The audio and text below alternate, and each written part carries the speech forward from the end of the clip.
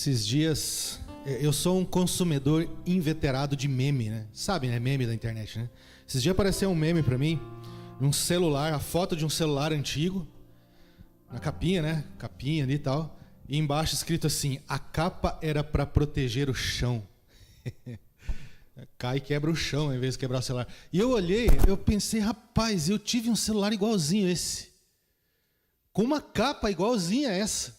Misericórdia, né? Desde o ano de 2003, eu fui cliente da mesma operadora de celular. Olha só, tem gente aqui que não tinha nascido ainda, né? 2003. Desde 2003. Sim, meu número de celular é o mesmo há 20 anos. Eu não troquei. Eu gosto dele.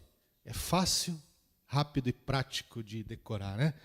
Por 19 anos, meus irmãos, por 19 anos, eu fui um cliente totalmente satisfeito com o meu famoso plano pré-pago.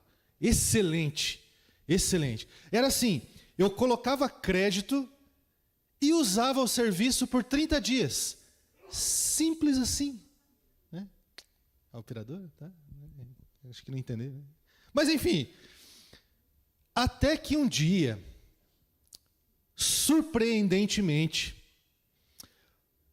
eu coloquei, como fazia há 19 anos, coloquei crédito no meu pré-pago, e 15 dias depois, parou de funcionar. E eu falei, ué, que aconteceu? Ligo eu na operadora, que era só digitar o número também, simples assim, ligar para a operadora, e fui informado de que os benefícios eram válidos por 30 dias, mas os créditos por apenas 15.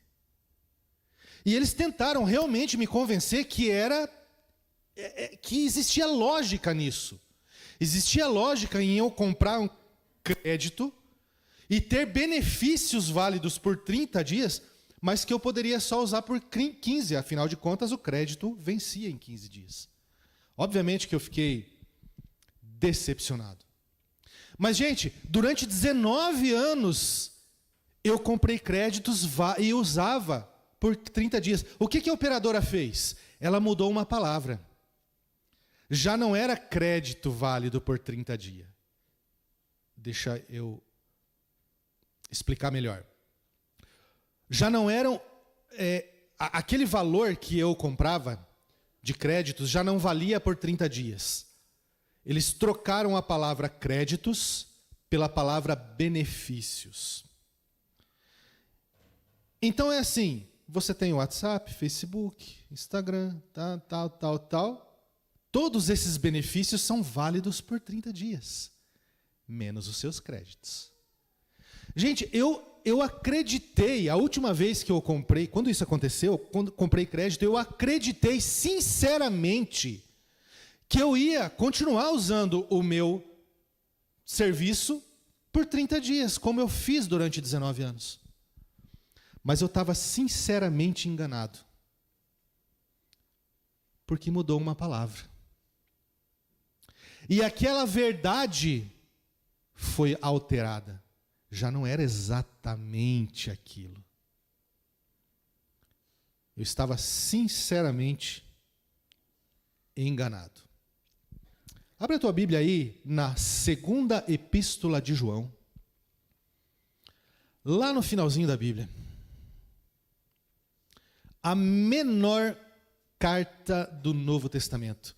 E é importante a gente lembrar, meus irmãos, que João escreveu essa carta a uma igreja, a pessoas crentes. João escreveu essa carta, meus irmãos, a pessoas que, durante determinado tempo da vida delas, eram pessoas que caminhavam alegremente para o inferno. Eu tenho dito, né? O que você precisa fazer para merecer a condenação eterna no inferno? Nascer. Então, se você está me ouvindo, é porque você... Olha a lógica, hein? Se você está me ouvindo, é porque você nasceu. E se você nasceu...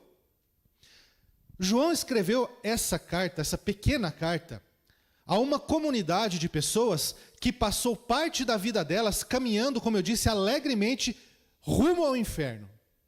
Mas um dia, eles ouviram o Evangelho de Cristo, e o coração deles foi trocado. Deus tirou, como diz na Bíblia, tirou o coração de pedra, lembre-se que pedra é impossível haver vida em pedra, e colocou neles um coração de carne. O Espírito Santo regenerou essas pessoas, eles se converteram, se arrependeram dos pecados. Então, o que é conversão? Conversão é você estar indo para lá, lembra? Rumo ao inferno, e você muda a direção. Já não está mais caminhando rumo ao inferno. João escreve, meus irmãos, a pessoas sinceras, a pessoas que creem em Cristo como Salvador. Mas é necessário ele escrever essa carta a esses cristãos. E nós vamos ver por quê. Acompanhe comigo então a leitura da palavra do Senhor, segunda epístola de João, que nos diz assim: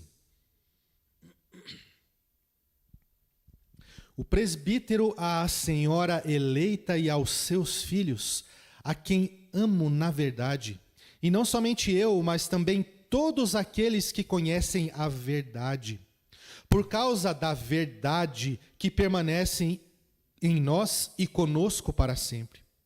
Que a graça, a misericórdia e a paz da parte de Deus Pai e de Jesus Cristo, o Filho do Pai, estejam conosco em verdade e amor. Fiquei muito alegre por ter encontrado alguns de seus filhos que andam na verdade, de acordo com o mandamento que recebemos do Pai. E agora, Senhora, peço-lhe, não como se escrevesse mandamento novo, mas o mesmo que temos tido desde o princípio, que nos amemos uns aos outros. E o amor é este, que andemos segundo os mandamentos de Deus. Este mandamento, como vocês ouviram desde o princípio, é que vocês vivam nesse amor. Porque muitos enganadores têm saído mundo afora, os quais não confessam que Jesus Cristo veio em carne. Este é o enganador e o anticristo. Tenham cuidado para que não percam aquilo que temos realizado com esforço, mas recebam plena recompensa. Todo aquele que vai além da doutrina de Cristo e nela não permanece, não tem Deus. O que permanece na doutrina, esse tem tanto o Pai como o Filho. Se alguém for até vocês e não levar esta doutrina, não o recebam em casa, nem lhe deem boas-vindas, porque aquele que lhe dá boas-vindas se faz cúmplice das suas obras más.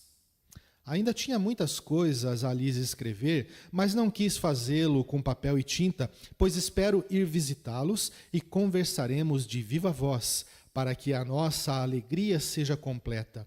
Os filhos da sua irmã eleita mandam saudações. Vamos orar mais uma vez? Pai do céu, a tua palavra foi lida e ela é a verdade. Nós queremos ouvir a verdade, para que a gente ande na verdade. Então abre os nossos ouvidos, Senhor.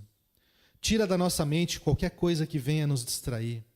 Que a gente possa agora deixar de lado tudo que vá tirar o nosso foco da tua mensagem. Fala conosco em nome de Cristo. Amém. Depois que Jesus Cristo subiu aos céus, os seus apóstolos e os seus discípulos, eles se empenharam em obedecer a última ordem que Jesus deu a eles enquanto estava aqui na terra ainda. Qual é essa ordem? Pregar o evangelho e fazer discípulos. Pregar o evangelho e fazer discípulos. Quando a gente olha para o livro de Atos, e interessante que a gente tem estudado, eu e o pastor Anísio, a gente alterna a escola dominical, né? A escola bíblica. Um domingo ele leciona, outro domingo eu.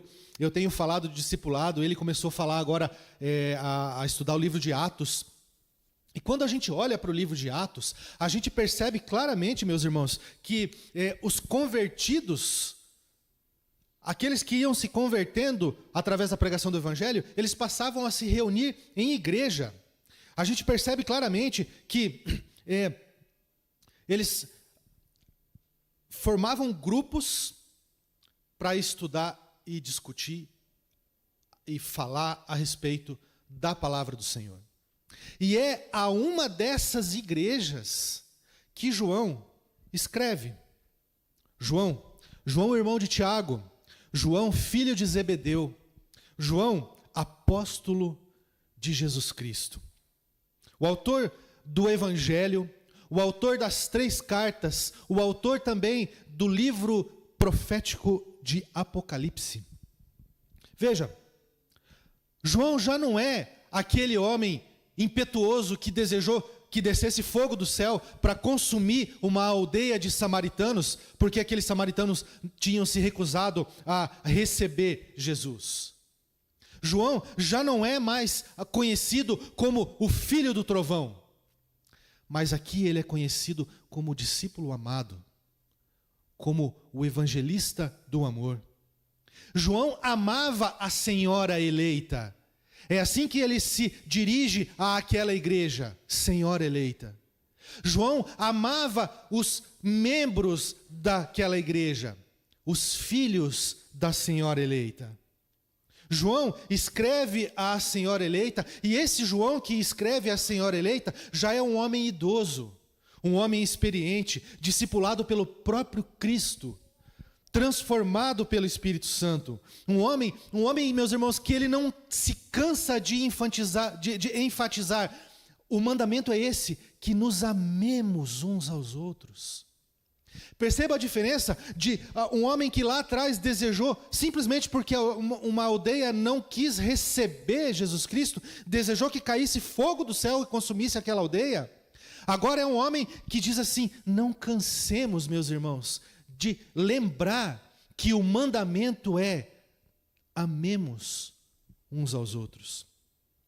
Foi lá pelo ano 90, mais ou menos 60 anos depois que Cristo subiu aos céus, que João escreveu essa carta. E o motivo, meus irmãos, de escrever essa carta não podia ser mais grave e mais urgente. Falsos mestres estavam enganando cristãos genuínos e sinceros com falsos ensinos. Pessoas que um dia haviam confessado Cristo como Senhor, pessoas que um dia tinham sido batizadas, que ouviram o Evangelho, que haviam sido discipulados pelo próprio João.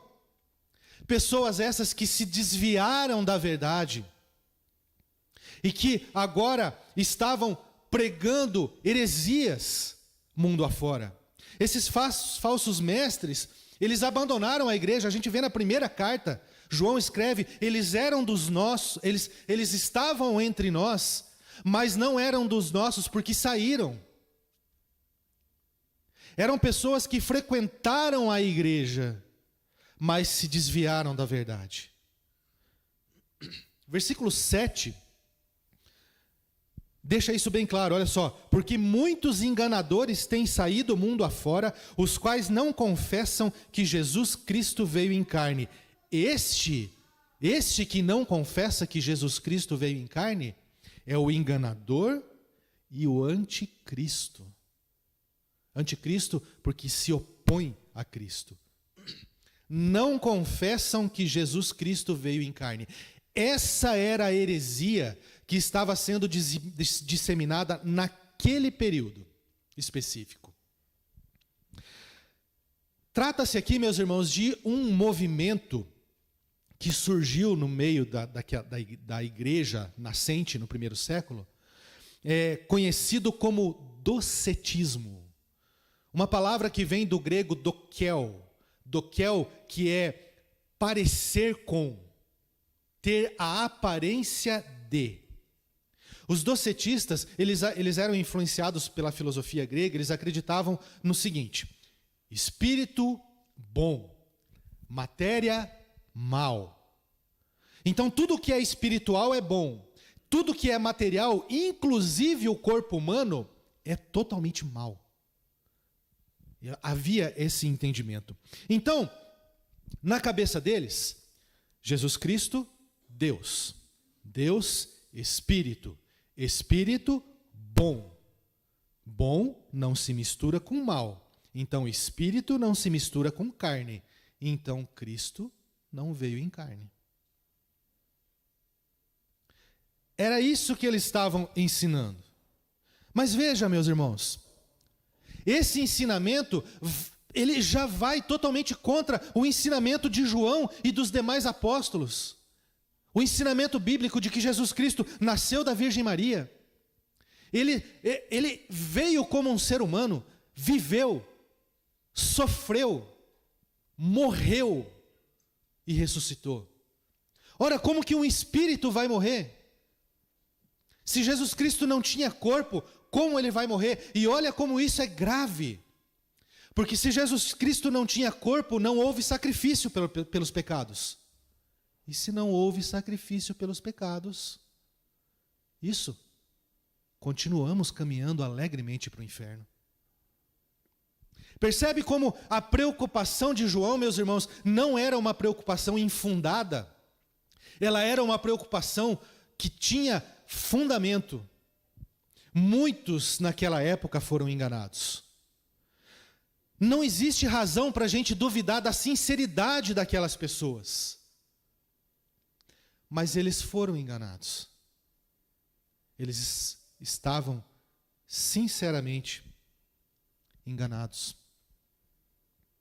Quase 2000 anos se passaram depois do surgimento do docetismo.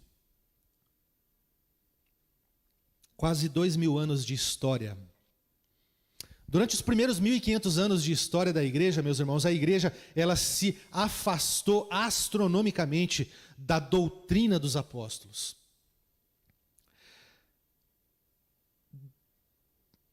Foi para muito longe daquilo que a gente lê em Atos capítulo 2, lá no final, versículo 42 em diante. Meus irmãos, hoje talvez você não encontre ninguém que chegue para você ensinando que Jesus Cristo não veio em carne. Ainda tem, mas não é corrente mais esse ensino. Apesar disso, o evangelicalismo mundial e o evangelicalismo brasileiro está mergulhado, permeado de falsos ensinos. Certa vez eu conversava com uma pessoa a respeito de oração. Essa pessoa professava ser cristã, evangélica, membro ativo de uma determinada igreja. E lá pelas tantas, na nossa conversa, ele falou para mim o seguinte: se um cristão ora ao Senhor em nome de Cristo e com fé, Deus é obrigado a atender a sua oração. Percebe, meus irmãos? E ele estava dentro de uma igreja que é uma igreja grande. E ele acreditava sinceramente nisso. Mas ele estava sinceramente enganado. O que você acha dessa frase aqui? Olha só. Deus tem o lápis do destino, mas o homem a borracha das decisões. Aqui, a pessoa que estava falando isso, ele estava falando a respeito das consequências que nós colhemos por conta dos nossos atos, das nossas escolhas, e muitas vezes as nossas escolhas são erradas, muitas vezes são pecaminosas, e quando fazemos escolhas pecaminosas e nos arrependemos, Deus perdoa os nossos pecados. Não vamos ser condenados ao inferno por causa disso, mas consequência colhemos, arcamos com as consequências. Essa mesma pessoa continua argumentando e ele fala assim: Deus planeja as coisas para a sua vida de diversas formas, inclusive pelas suas decisões. Você apaga o que Deus escreveu para você.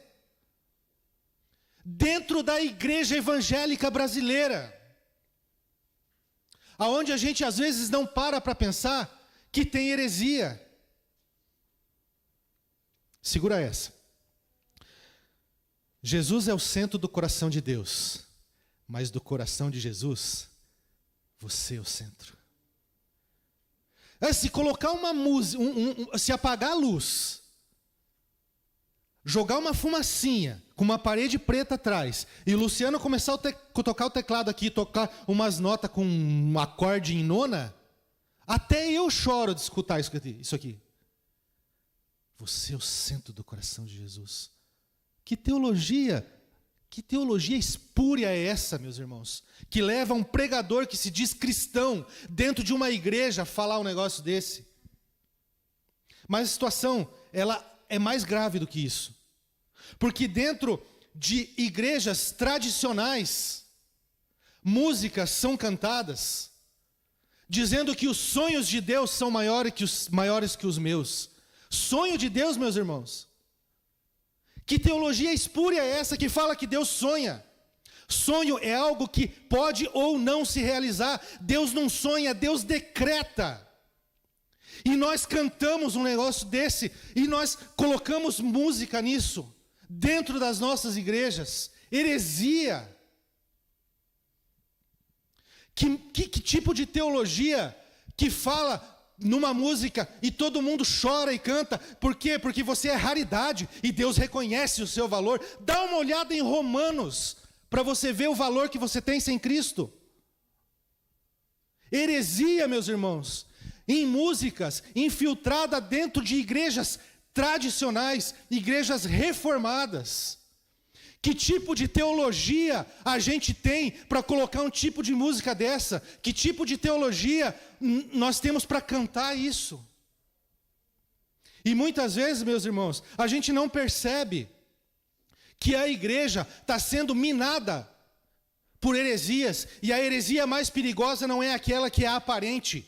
Jesus Cristo não veio em carne. Essa não tem perigo quase algum, porque todo mundo sabe que Jesus Cristo veio em carne. Agora, quando a heresia vem velada, quando a heresia vem disfarçada de cristianismo, quando a heresia vem disfarçada de amor de Deus, essa é perigosa, porque essa engana cristãos, hoje, como enganou lá no primeiro século.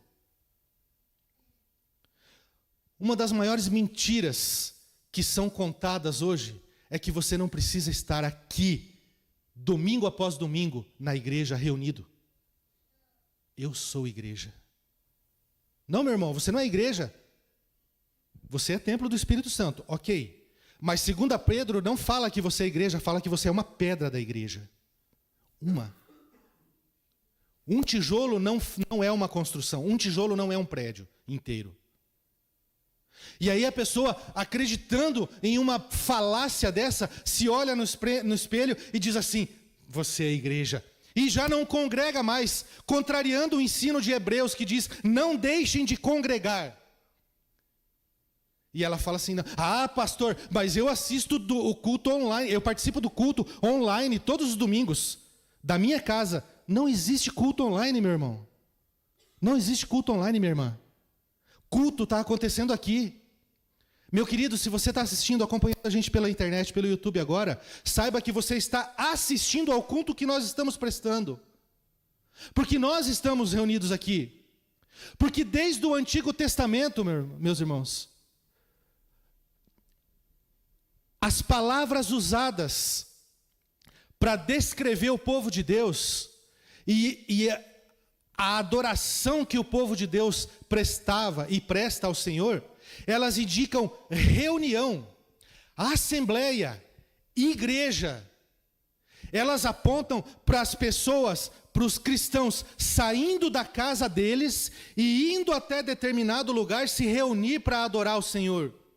Culto público, culto dominical é na igreja, prédio. É reunião de cristãos. A igreja ela é comparada pelo apóstolo Paulo ao corpo de Cristo, e os cristãos comparados a membros do corpo. Um dedo não é corpo. Eu falei esses dias, contei já mais de uma vez, que eu fui fazer uma ilustração dando aula para as crianças, e falei: se eu achar um braço aqui no chão, e eu pegar esse braço, aqui o braço, parece um braço, né? Esse braço aqui, e chegar para o Paulo e falar assim: Paulo, esse braço é teu. Ele vai falar assim: não, esse braço não é meu. Eu falo: sim, o braço é teu. Ele vai falar assim para mim: não. Aí eu falo: mas por quê? Como que você pode me provar que esse braço não é teu? Ele fala: simples, não está colado no meu corpo. É uma ilustração até pobre, mas ela mostra, meus irmãos, que aqueles que não estão congregando não estão no corpo. E se não estão no corpo, de duas uma, ou são membros mortos ou não são membros do corpo. Mas hoje a gente tem e não é de hoje, e acabou infelizmente se agravando com a pandemia, uma heresia dizendo que você pode ser desigrejado. Nunca na história do povo de Deus isso aconteceu. Nunca vai ser verdade. Mas veja, meus irmãos, a gente não pode duvidar da sinceridade de pessoas que acreditam em coisas dessas que eu acabei de falar. A fé dessas pessoas é sincera, mas eles estão sinceramente enganados. E o que acontece? O que acontece quando a gente tem um grupo de pessoas que está sinceramente enganadas? Os cristãos dos primeiros séculos, meus irmãos, eles corriam um sério risco. Eles corriam o risco de abandonar a fé, porque depois de se converter ao Evangelho, estavam dando ouvidos a heresias, ensinos falsos. Depois que eles se converteram, se batizaram, passaram a lutar contra o pecado, assim como eu e você passaram a lutar e se esforçar para viver em santidade, eles acabaram dando ouvido para ensinos falsos e muitos saíram da igreja, foram enganados. Cristãos sinceros, homens e mulheres que amavam ao Senhor. Mas Jesus disse que as portas do inferno não prevalecerão contra a igreja dele. E nesse momento em que uma heresia que dizia, que ensinava que Jesus Cristo não veio em carne, uma grande mentira, que como eu disse antes, pode levar, tem desdobramentos sérios. Mais uma vez, meus irmãos, se Cristo não veio em carne, ele não morreu. Se não morreu, não houve sacrifício por pecados. E se não houve sacrifício por pecados, que esperança teríamos? Mas o próprio Cristo, que veio em carne, disse: as portas do inferno não vão prevalecer contra a minha igreja. Ensinos falsos não vão prevalecer no meio da minha igreja.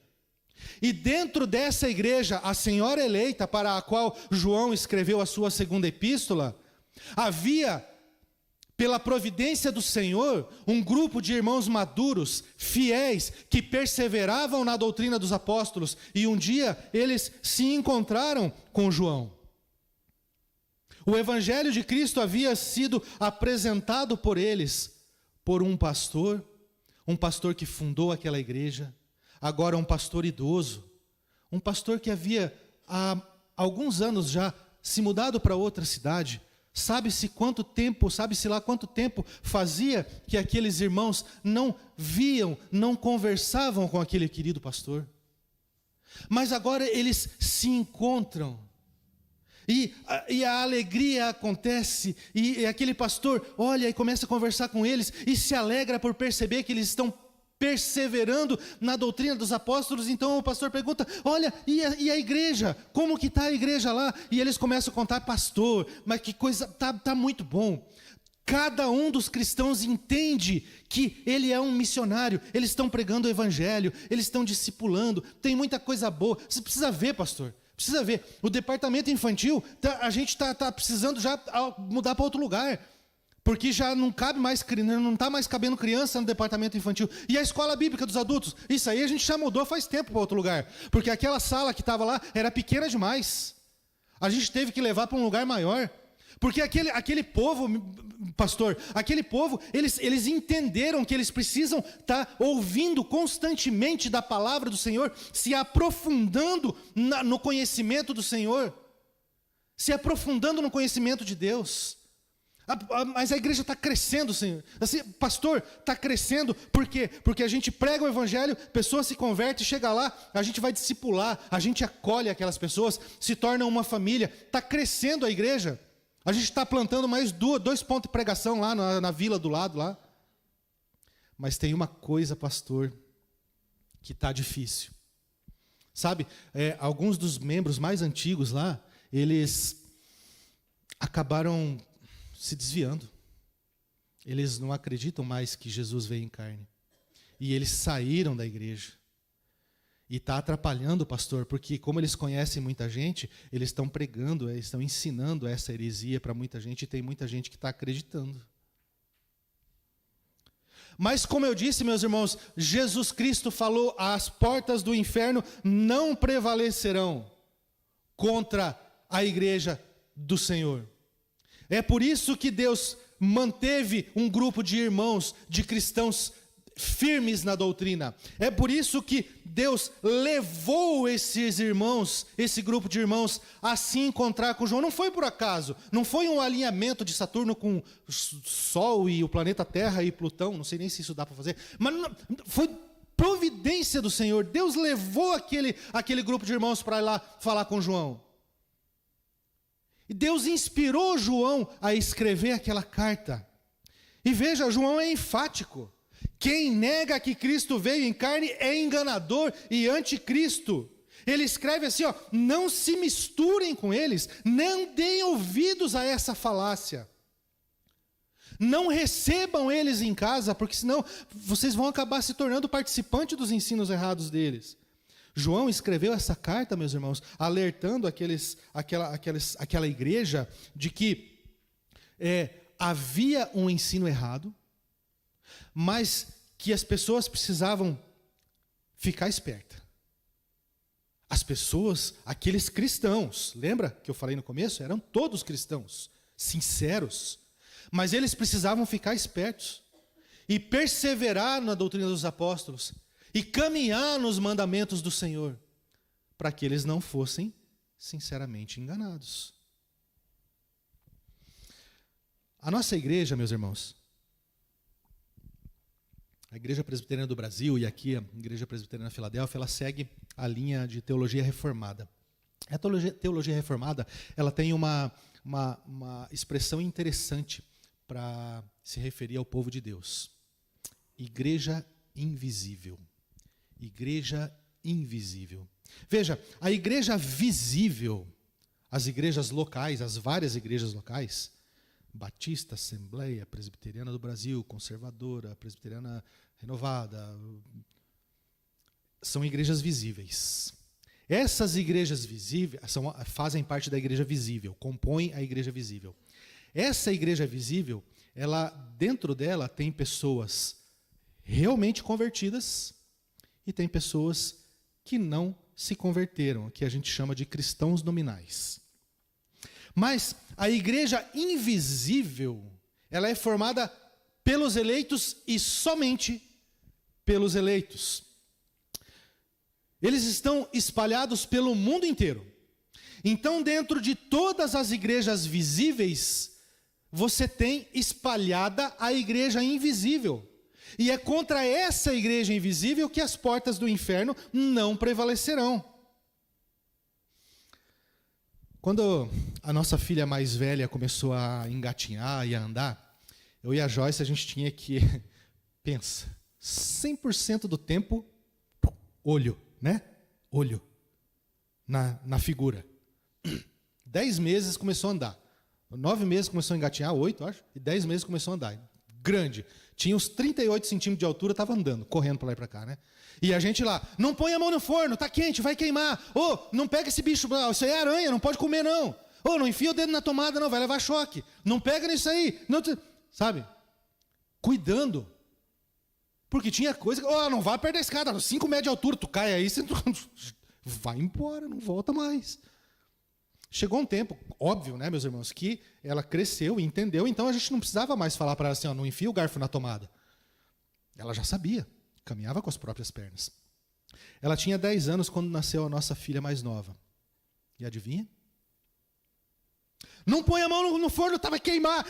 Tomada, minha filha, pelo amor, não come aranha não, que vai fazer mal para você. Mesma coisa, 10 anos depois. Um pouco mais acentuada, porque ela era um pouco mais peralta, por assim dizer. Mas perceba, meus irmãos, que os mesmos ensinos que a gente passou para a mais velha, 10 anos mais tarde, a gente passou para a mais nova. Foi necessário. Você já parou para pensar? Deixa eu dar um passo atrás, antes de você parar para pensar. A igreja invisível de Cristo, ela está espalhada não só pelo mundo inteiro, mas ela permeia toda a história. Então, lá no primeiro século existia a igreja invisível de Cristo. E ela veio e ela existe hoje. É a mesma igreja. Agora sim, você já parou para pensar que você faz parte da mesma igreja que João fazia parte? Vamos lá, você já parou para pensar que João, filho de Deus, é o irmão mais velho e você é o irmão mais novo? Você já parou para pensar que do mesmo jeito que Deus cuidou daqueles cristãos, Ele cuida de você hoje? É só tempos, é só uma época diferente.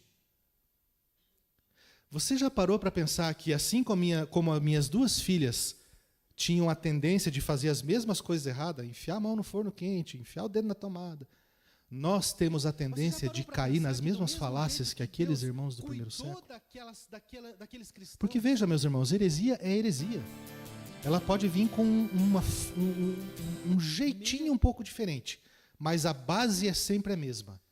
Você tira Deus da jogada, ou às vezes você não tira, às vezes você soma alguma coisa, e isso é idolatria. Mas Deus providenciou, meus irmãos, não só para que o apóstolo João escrevesse aquela carta, mas para que aquela carta fosse preservada, para que ela fosse traduzida do grego para outros idiomas até chegar ao português, para você conseguir ler. E essa carta, que lá no primeiro século serviu de alerta para aqueles cristãos, ela serve de alerta para nós hoje. É Deus usando o seu cuidado e derramando o seu cuidado sobre nós, sobre mim e sobre você, sobre a igreja invisível e sobre a igreja local, sobre a igreja presbiteriana Filadélfia de Curitiba. O mesmo cuidado que ele derramou sobre a senhora eleita, a igreja para a qual João escreveu a sua segunda carta. Hoje o Senhor está dizendo para mim e para você, meus irmãos, que tão importante quanto crer é crer na verdade. Nos 4 primeiros versículos dessa carta, aparece a palavra verdade, salvo engano, 7 vezes. 7 vezes. Porque Deus estava dizendo assim, não adianta você acreditar, Wesley. Não adianta você acreditar. É bom, é parte do caminho. Mas você precisa acreditar na coisa certa. A nossa fé precisa habitar no lugar certo. Ela precisa habitar em Cristo, para que andemos na verdade, para que andemos na doutrina dos apóstolos e nos mandamentos do Senhor. Uma das estratégias mais perigosas de Satanás, meus irmãos, é disseminar ensinos falsos pelo mundo. E com o advento da internet, isso ficou muito acentuado. E a pergunta que eu faço é: quais são os pregadores que você tem ouvido? Você ouve pregadores que ensinam heresias, que trazem nas suas mensagens ensinos falsos? Pastor, mas como que eu vou saber qual que é o ensino falso e qual que é o ensino verdadeiro? Olha, meus irmãos, perseverar, veja, Atos 2:42. Perseverando na comunhão, no partir do pão e na doutrina dos apóstolos. É indispensável você caminhar em discipulado. Indispensável. É indispensável que você seja membro ativo, comungante, de uma igreja saudável. Tem um pregador que ele fala assim, não procura uma igreja mais perto da tua casa, não. Procura uma igreja mais perto da Bíblia. E é indispensável conhecer teologia. Ah, mas eu não quero ir para o seminário. Não precisa ir para o seminário. Conhecer teologia é o que a gente faz na escola bíblica. Por que eu fico pegando no pé de vocês? Gente, venham para a escola bíblica. Venham para a escola bíblica. Tragam seus filhos para a escola bíblica. Por que eu faço isso? Porque é só na escola bíblica que você vai aprender as doutrinas que Deus tem para ensinar. A verdade do Senhor. Em outro lugar você não vai aprender isso. E se você, meu irmão, que já é pai e mãe, você não trouxer os seus filhos aqui para a igreja, para eles aprenderem aqui, eles passam 40 e poucas horas por semana na escola do governo. E você acha que eles estão aprendendo o que lá? Bíblia? Não estão. Eu tenho falado para algumas pessoas aqui, culto é excelente, porque o culto é a adoração ao Senhor, é a palavra de Deus. Quando a gente olha para a teologia reformada, a gente vê que ensina que o pregador, ele é a voz de Deus. Então não é o pastor Wesley falando, é Deus trazendo a mensagem. O próprio Espírito Santo aplica ao teu coração. Mas é tão curto esse espaço de tempo que não dá para ensinar muita coisa. E outra coisa, você aqui não tem a oportunidade de levantar a mão. Lá na escola dominical, você pode, na escola bíblica, você pode me interromper a qualquer momento. É só na escola bíblica que você vai aprofundar o teu conhecimento. Não falte no culto. A gente precisa estar aqui para ouvir coisas saudáveis. Quantas vezes os nossos cultos ficam gravados no canal da igreja no YouTube? Vamos lá, primeira pergunta, você sabe que a igreja tem um canal no YouTube? Segunda, você ouve a pregação novamente durante a semana? Você conversa com algum dos irmãos a respeito do conteúdo da pregação? Porque vamos lá, quantos de nós lembramos do que o pastor Anísio pregou a semana passada? Se a gente não revisitar isso, a gente não vai caminhar na doutrina, perseverar na doutrina dos apóstolos. Deus está cuidando de você e de mim através dessa igreja. Dá uma lida de novo no versículo 8 dessa segunda carta. Tenha cuidado para não perder tudo aquilo que essa igreja com esforço está fazendo. Porque Deus olha para você, um eleito dele, e cuida de você através dessa igreja. Ele inseriu você na igreja. E é Ele que garante que as portas do inferno não vão prevalecer contra essa igreja. Mas existe a parte de Deus. Existe a parte que Deus faz, é a parte impossível, tá? A gente não precisa se preocupar com essa parte impossível. Mover céus e terra é coisa de Deus. Mas existe a nossa parte. Há uma tensão, você talvez tenha já ouvido falar nessa relação. Soberania de Deus e responsabilidade humana. A soberania de Deus preserva a igreja. E as portas do inferno não prevalecem contra ela. Mas a responsabilidade humana, meus irmãos, é de estar aqui, aprendendo da palavra do Senhor. E essa responsabilidade está aqui, ó, no meu ombro e no teu. Se a gente não vem, é nossa responsabilidade. Se a gente for enganado por falsas doutrinas, é por culpa nossa que não viemos e não nos achegamos aqui para aprender de uma fé saudável que essa igreja ensina. E Deus está cuidando de você e falando isso para você hoje. Veja, é um puxão de orelha? É. Mas é um puxão de orelha no amor de Cristo. No amor de Cristo. Sabe qual é o objetivo desse puxão de orelha? Não é ver você chorando. O Deus não está querendo ver eu chorando e você chorando, porque Ele está puxando a minha orelha também. Ele me puxou a minha orelha durante a semana inteira enquanto eu preparava esse sermão. Mas Ele está puxando a nossa orelha não para ver a gente chorar, mas para ver a gente falar assim, nossa, é mesmo.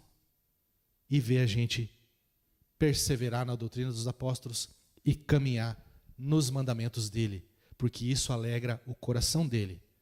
Porque é para isso que Jesus Cristo morreu. E isso o sacrifício de Cristo garante que a gente consegue fazer e que a gente vai permanecer sendo membros da igreja invisível de Cristo. Oremos para que não sejamos enganados, mas não só oremos, estudemos também para não ser enganados por falsos mestres e falsos ensinos. Que Deus assim nos abençoe. Vamos orar mais uma vez? Pai do céu, a tua mensagem, Deus, é confrontadora, porque ela nos mostra o quanto nós precisamos, quanta coisa a gente precisa mudar na nossa vida e quanto nós precisamos nos esforçar para estar aqui, nesse lugar, não só no domingo, mas em outros dias também que tiver encontro aqui, para ouvir da sã doutrina. E para que assim nós não sejamos enganados por falsos ensinos e falsos mestres. Mas, além de ser confrontadora, a tua palavra também é confortadora, porque o Senhor nos garante que as portas do inferno não prevalecerão contra a tua igreja. Então eu te peço, Senhor, que essa mensagem fique gravada na nossa mente, e desça ao nosso coração e realmente transforme a nossa vida, para que a gente possa viver para a honra e glória do Senhor. Em nome de Cristo nós oramos. Amém.